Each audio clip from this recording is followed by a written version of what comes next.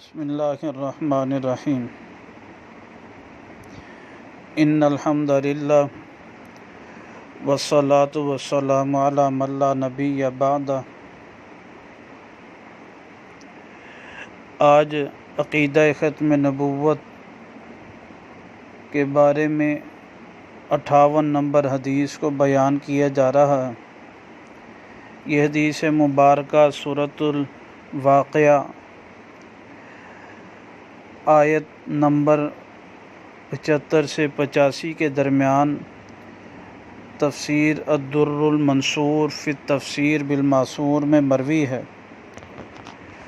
قبر میں جب منکر اور نکیر آتے ہیں، طویل حدیث مبارکہ ہے، تو فیقولان لہ، فرشتے آتے ہیں تو اسے کہتے ہیں اجلس، مردے کو کہتے ہیں تو بیٹھ جا، فیستوی جالسا فی قبرہ، پھر وہ اپنی قبر میں بیٹھ جاتا ہے، برابر جو ہے۔ فرشتے اسے کو کہتے ہیں مر ربک، تیرا رب کون ہے، وما دینک، اور تیرا دین کیا ہے، ومن نبیک، تیرا نبی کون ہے۔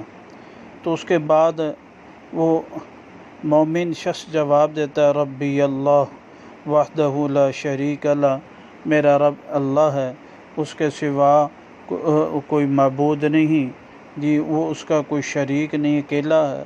والاسلام دینی، اور اسلام میرا دین ہے، ومحمد النبی، محمد صلی اللہ علیہ وسلم میرے نبی ہیں، وہو خاتم النبیین، اور وہ خاتم النبیین ہیں۔ فرشتے پھر منکر نکیر جواب میں کہتے ہیں فیقولان لہ، اس کو کہتے ہیں صدقت، تو نے سچ کہا۔